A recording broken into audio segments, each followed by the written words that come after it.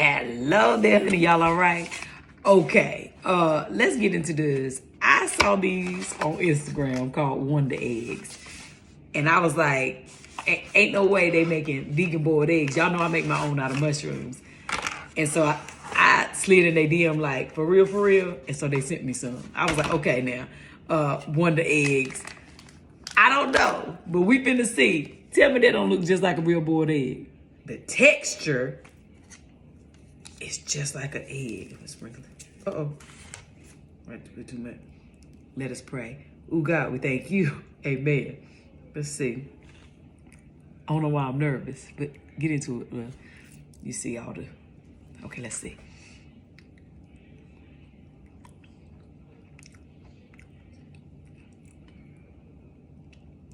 Oh my God.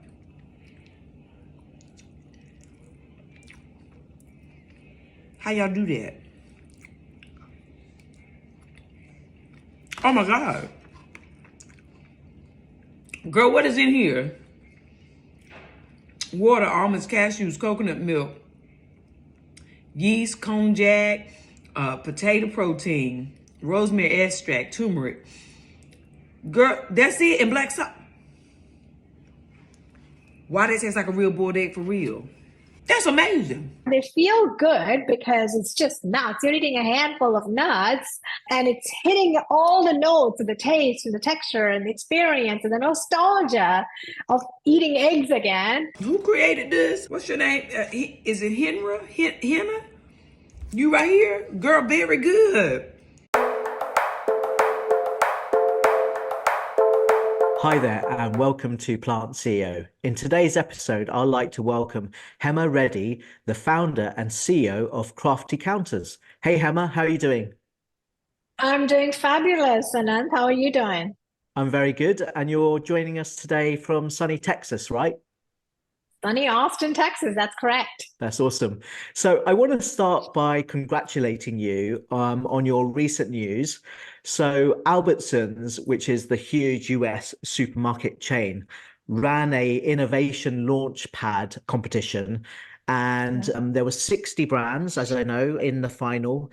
And you won first prize of £163,000. You must be over the moon with that. What was involved in winning it and what happens next with Albertsons? Yeah. Well, first of all, thank you for recognizing that. Yes, the team and I are still giddy from that. It's $168,000, not pounds. You just want to make sure that I highlight that. And yeah, it is incredible. It was a stiff competition. Albertsons does this annually. This is the second time they hosted this innovation launchpad program. And they had very reputable sponsors that also participated in the event. 687 brands applied across all kinds of categories. So, healthy desserts to frozen to snacks and beverages. And yeah, we were shortlisted in the finalist of 60 brands. And then there was another pitch competition on the 12th of March and 13th. The winner was declared. And yeah, we won. And it was very sublime. It was very sublime. And what process did you have to do in terms of the pitching for that event? As you said, it was many different sectors, not just obviously the plant-based sector. So tell me a little bit more about that. Yeah, the process really was, first of all, you had to be exhibiting at Expo West. So you had to have a booth. So that was the one open requirement. And then secondly, they had a template which you had to fill out. And so the same judging process was applied to every single brand. You know how sometimes you walk into a competition and everybody has got their own information or a pitch format. This was very much very simplified and very standard. So every brand was asked the same questions. Who are you? What do you make?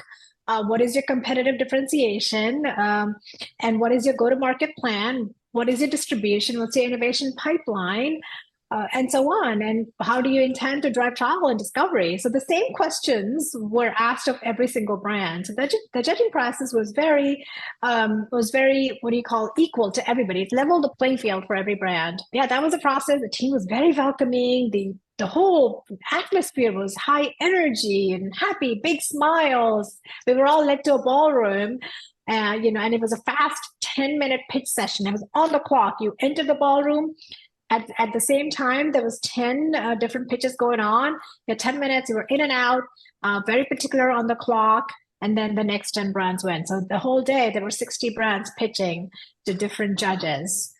Yeah.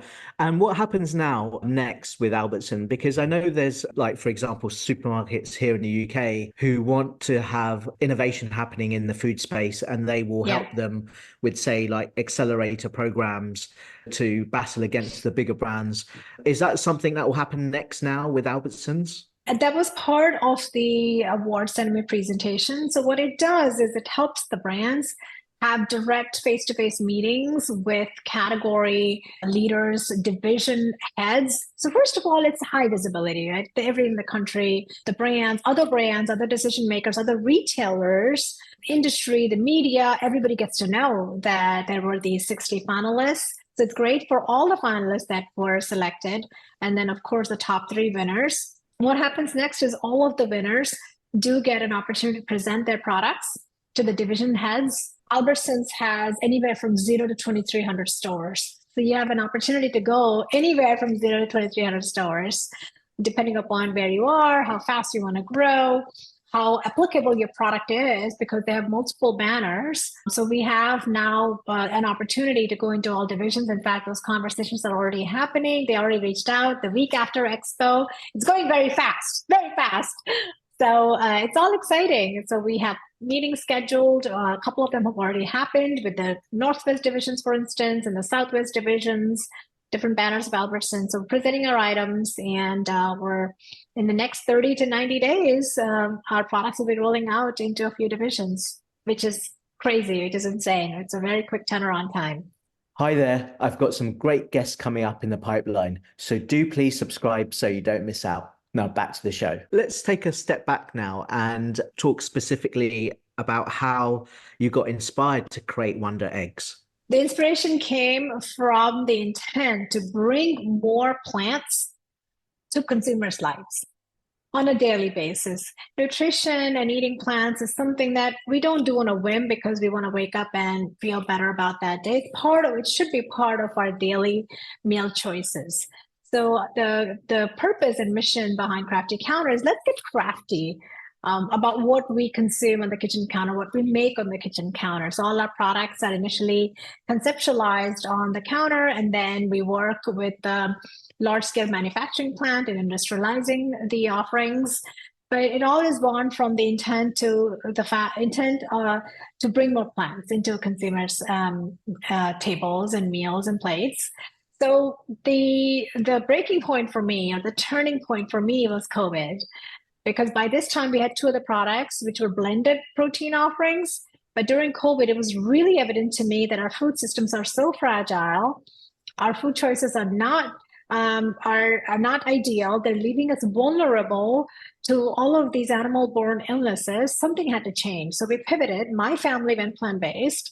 I went vegan. My son and I are vegan, and we really missed eating eggs. And there is complete lack of choices in the category of eggs, which is not the same across the other categories, because there are choices in other meats and seafood and milks and so on, cheeses too.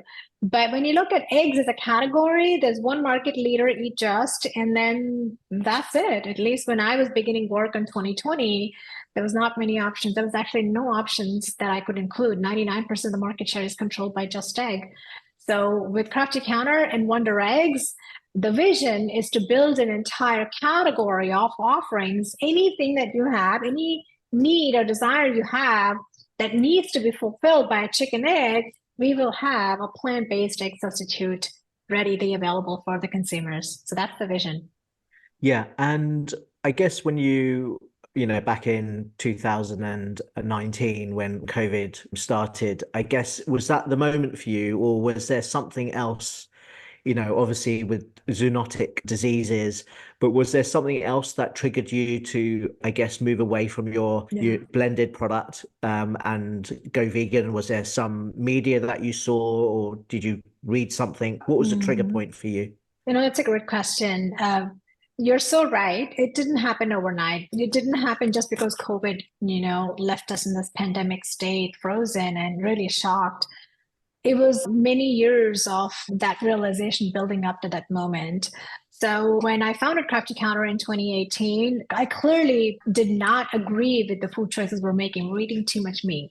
So cutting down on the amount of meat and increasing the amount of plants and plant protein, the whole food plant-based protein choices such as beans and lentils was already a part of my thought process.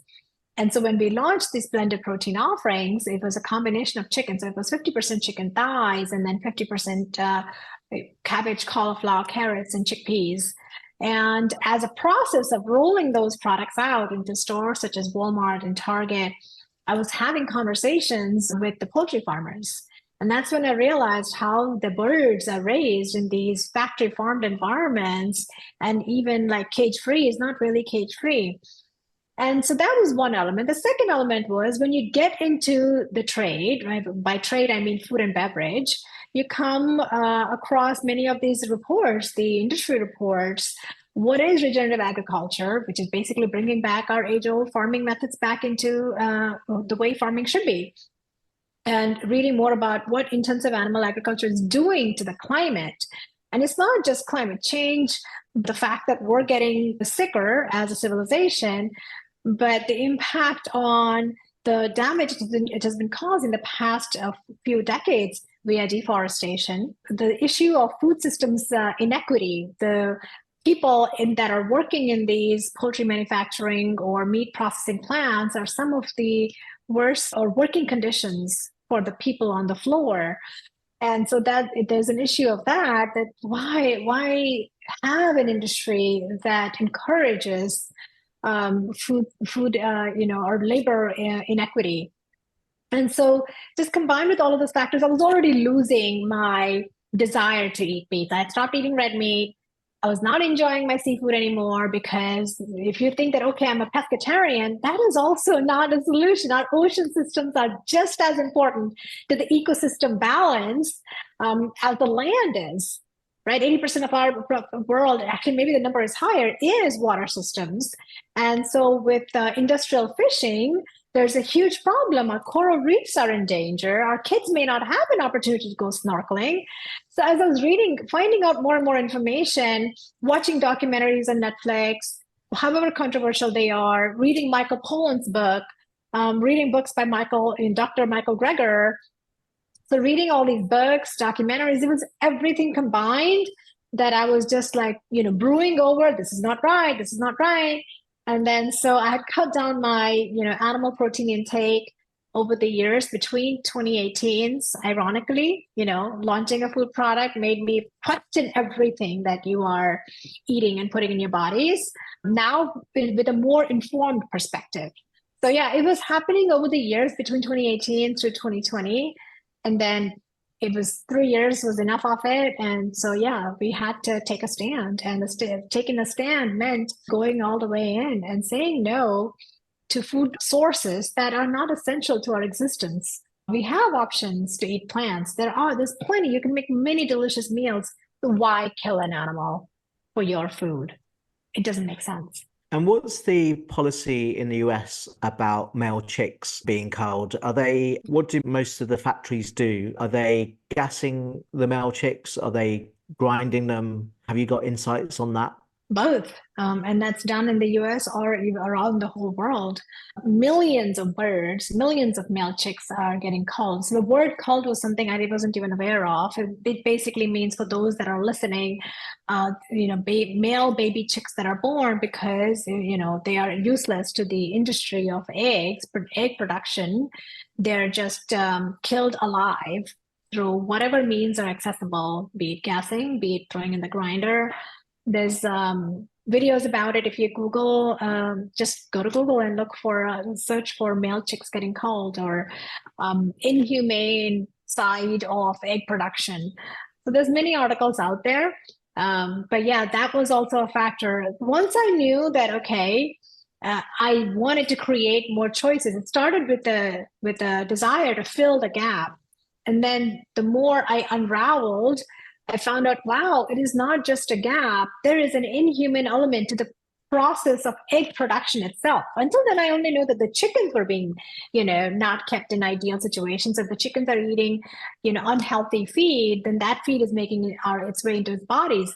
And the next level of information, which was even more mind-boggling, was, goodness, there's a whole, genocide of male chicks happening around the world because they're not useful to the egg production, which is we can't do that. It's just not. I mean, it's you see male chicks as cute pictures. They're used as emojis, and imagine these cute creatures, living beings, just thrown into a grinder alive.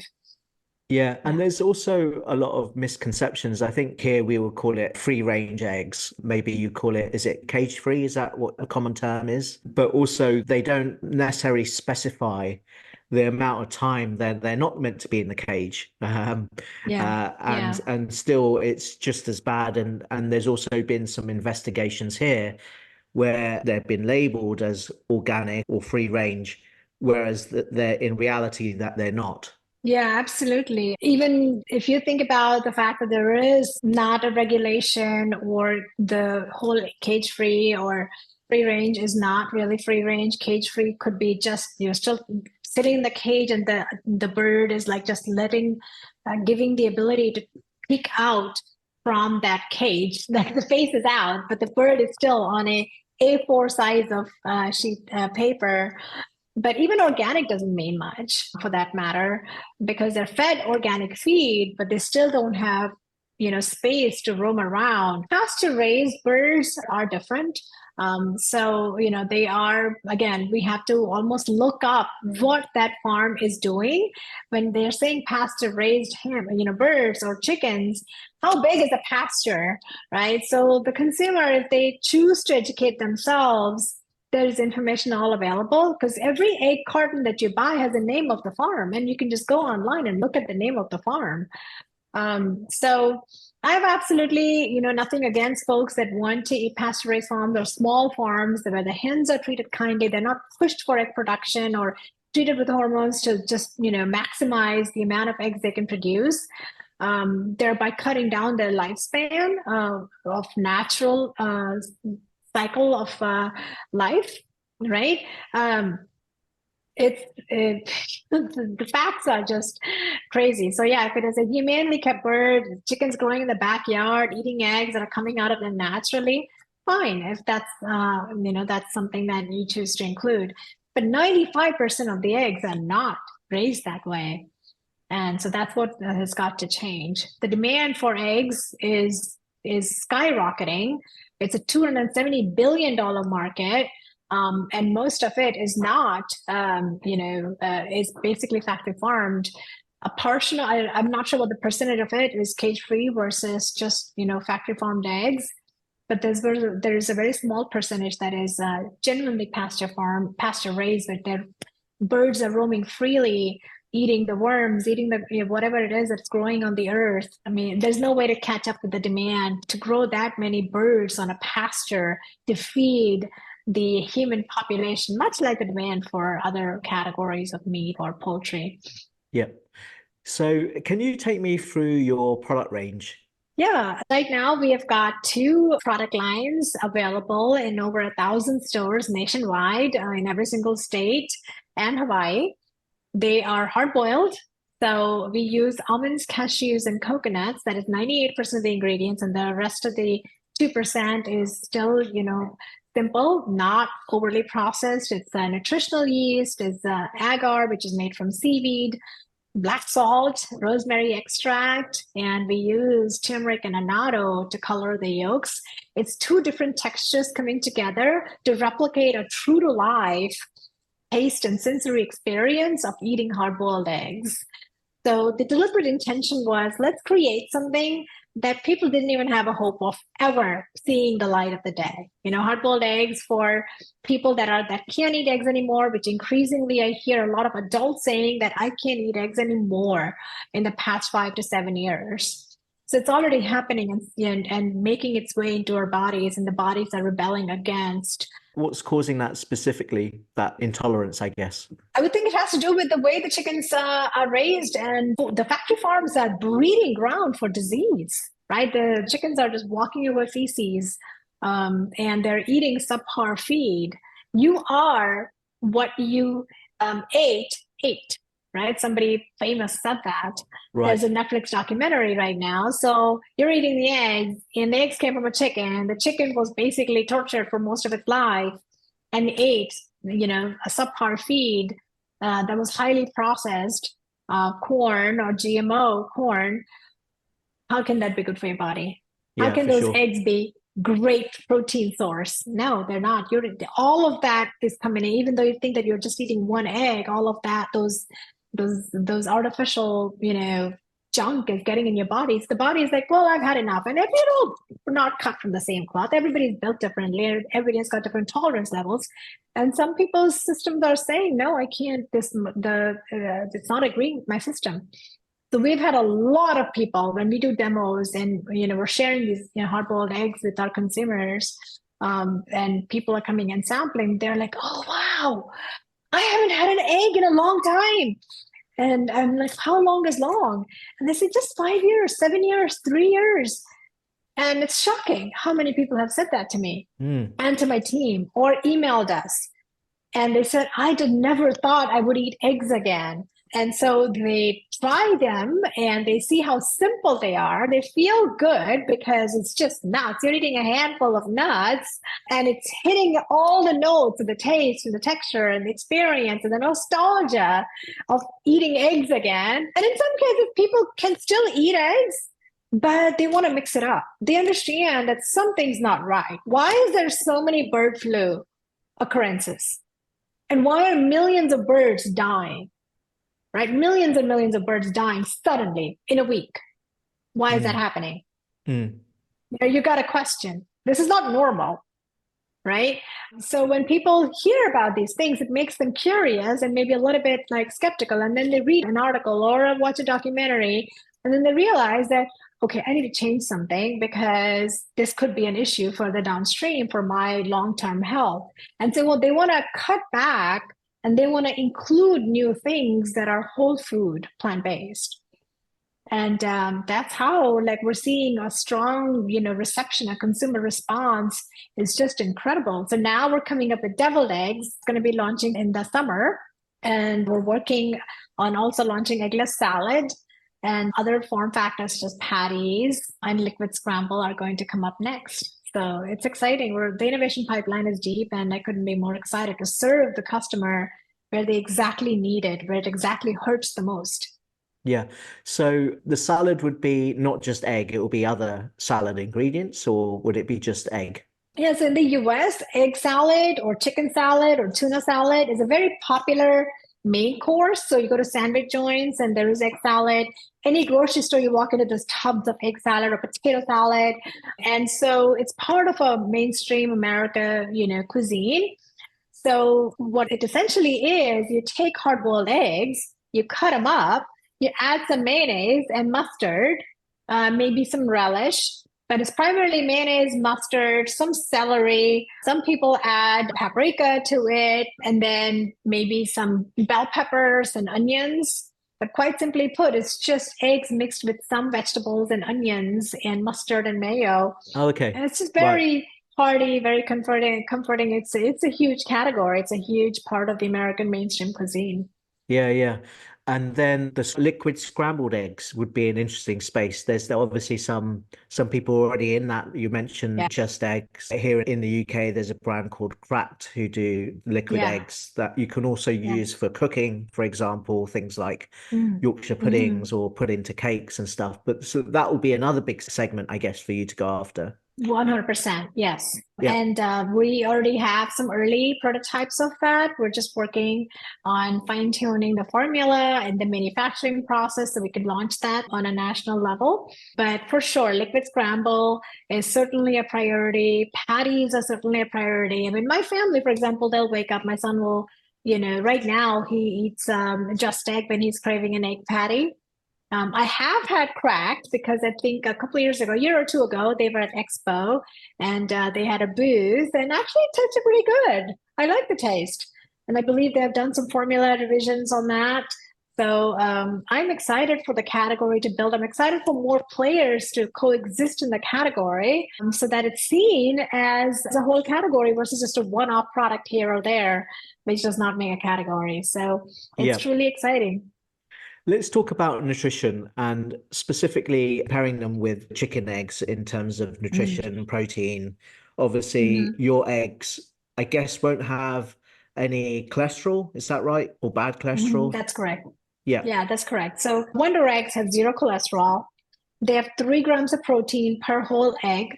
A chicken egg has about 5 or 6 grams of protein, but we intentionally kept it simple and whole food plant-based. We could obviously have added pea protein or some other isolate, but our kind of niche is we're going to make simple whole food plant-based, which means simple ingredients, nuts. Nuts is a source of protein in our offering. We did not want to just add these other protein isolates because, again, our positioning is let's eat a handful of nuts and satisfy those egg cravings. So, yeah, zero cholesterol, 3 grams of protein, and all the goodness that nuts have to offer, our product offers. And as we continue to build the innovation pipeline, we have a few other ingredients that we're looking into. And so, yeah, there's more coming down. There's more coming downstream. Yeah, and it's great to keep the ingredients simple and clean, so to speak. That's right. It makes a lot of sense, and especially how consumers are wanting and demanding that now from plant-based companies. So yeah, that would be super interesting to see. How do you source your ingredients, and are you looking at whether they're sort of organic, sustainable, ethical, those sort of things? I would imagine it's quite difficult because you're using variety of different nuts as well, but yeah, it'd be good to speak a little bit about that. Yeah, so we use almonds, cashews, and coconut milk. So they're non-GMO project verified and they're kosher. We're not organic yet. We need to build a little bit more scale before we can accommodate organic, supply chain. Right now, our margins don't allow for that. But there is certainly a 2, maybe 3-year plan to make our entire line of products organic. Today, they are certified non-GMO. Okay. Have you got any feedback from consumers saying, are you planning to make like a nut-free version? Oh, yes, absolutely. We have. Right. It was just not easy. The egg white is so soft and it has to recreate that taste and, texture. And I did try with many, I'm Indian, so I'm very well aware of all the kinds of plant sources that are whole food or closer to the harvest.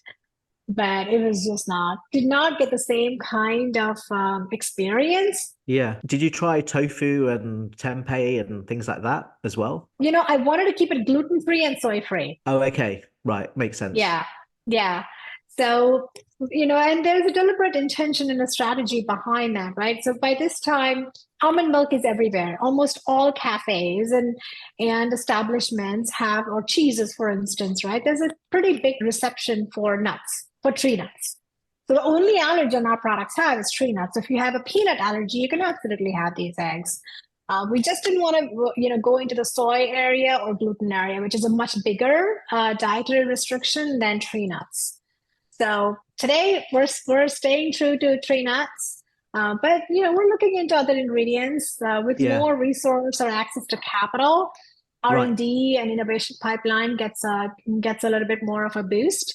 But we're just taking it, steady, and it's already an incredible amount of traction with just this one product line, right? Yeah. We went from 0 to 1,000 stores in a matter of 12 months, which is crazy because it is amazing. So new. Yeah. And tell me about those retailers that you're in and the ones that you're planning on next. Yeah, so we are in Whole Foods nationwide, all regions, all stores of Whole Foods, and we're also on the East Coast in Wegmans. Many other regional chains such as Bristol Farms, in Southern California, Lassen's, Gelson's. We're launching with Erewhon, super exciting. You want to be in Erewhon, that is a destination if you're in LA.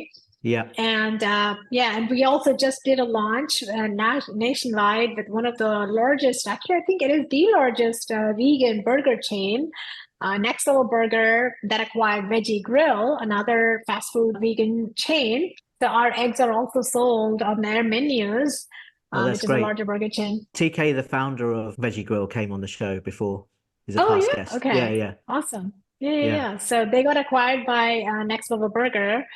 So Matt and Sierra at Next Level Burgers have been great fans of the brand, and so yeah, we're already on their menus. And now you're testing with Costco, right? That's right. Yeah, we did 3 roadshows at Costco. They were a phenomenal success. We did the definition of a roadshow is you are doing a 4-day demo, store open to store close all day. Okay, so it goes 4 days back to back, and you get a pallet of product to sell through. So we had 560 units to sell through in 4 days, and we sold out. By the fifth day, it was all gone. And the consumer response was so great. There were some people that had been shopping at Whole Foods for many months. They drove 45 minutes, an hour, because they heard about the roadshow at Costco, and they were like, we just wanted to come say hi and say thank you for creating these. We get so many emails that say, thank you for creating them. They're a part of my weekly, shopping basket. Just the emails that we get daily, weekly basis, it's just incredible. And you're doing the right thing and you're serving your customer. But yeah, we did the test with Roadshow, phenomenal response. And now, exciting news. We're doing a larger test. So those were so successful that our Southeast region, the managers or decision makers, they were like, well, we're doing a plant-based focus in the Southeast region, which basically means North Carolina, South Carolina, Tennessee, Georgia, Florida, and Puerto Rico. And so we're rolling out into all 79 clubs on April 8th. So April 8th to April 21st, they're highlighting some plant-based brands. So we're part of that showcase, which is an incredible opportunity. So there'll be demos. We'll have an opportunity to share with all of the Costco consumers. That's tens of thousands of people in a matter of 2 weeks. Actually, probably more than that, because just in a matter of 4 days, we served almost 6,000 samples. That's how traffic the store is. The numbers are insane. So that's coming up next in this month. That's really good news. Yeah, it'd be great to see you scale. Obviously, Costco is a massive opportunity, but it would be great to see you go into some of these obviously bigger mainstream supermarket chains, right, across the US. Yeah. This year, you're focusing on the US market only, I guess. When do you think you'll look to expand outside of the US? Later this year, we're working on closing our first seed round. And with that round closing, we will be looking to expand to North America for sure. So Canada is one area, one target country that we have gotten lots of requests from distributors and so on that have wanted to expand our offerings into the Canadian natural grocery store channel. So that's one country for sure. And with the future products that are potentially going to be frozen, the other countries will be easier to service. With our product, we have 135 days from the date of manufacturing, right? So with the global supply chain and the distribution, logistics, etc., the 135 days could work, but could be tricky. So we're just working on extending the shelf life for existing, offerings, and also for the newer ones, we'll be looking at spanning offshores on a shorter timeline versus with hard-boiled eggs. But yeah, that's in the plan. But we're taking it, one quarter at a time at this time. Yeah, I thought you had already maybe done a seed. Did you already self-fund most of what you've done to date, or by yourself, or family and friends as sort of angels, or how did it work? And what are you looking to raise for your seed round? Yeah, so we self-funded a large extent of it. We've also raised money. So I've raised about almost $2 million on friends and family, angel investors, high net worth individuals, private investors, and so on. So far it's been friends and family and angels. And of course, with my own savings. And then going forward, this one, the seed round that I have opened for 5 million would be the first priced round. So yeah, I have raised before, but now this would be the first institutional equity round. Yeah, that's awesome. What would you value it if you're looking to raise 5 million? I'm flexible. The importance is on finding the right mission-aligned partner who sees the vision and, allows us to grow. They'll be a great partner, operational or relational fit. And if you were to ask what I believe is a fair value for us, it would be about 12 million pre-money. Yeah. And you're looking at sort of, I guess you've started to engage more of the plant-based VC firms that are, have done stuff already. I know some of them have slowed down, especially more on the plant-based category. Then they started investing a bit more on the cultivated meat side. There Yeah, has been lots that have done more on the precision fermentation. Some have got burnt in terms of the investments that they've done, that's and right. also the investor appetite has become a bit less, as in the people that they're raising from. So give me a status, if you like, of where you see these VC firms at the moment, and is there any ones that you particularly going for? There's no denying that the landscape has changed drastically. In the last 18 months, everything just, turned over on its head. The investment philosophy, the portfolio spread for some of these funds, and to your point, what you're saying, some of these funds have got burned out, because of for whatever reason, the burn or the dynamics, the market shift, the global wars, unit economics, you name it, many factors. It's hard to pinpoint on one thing. There's been a slowdown of investing in the plant-based as a category, for sure.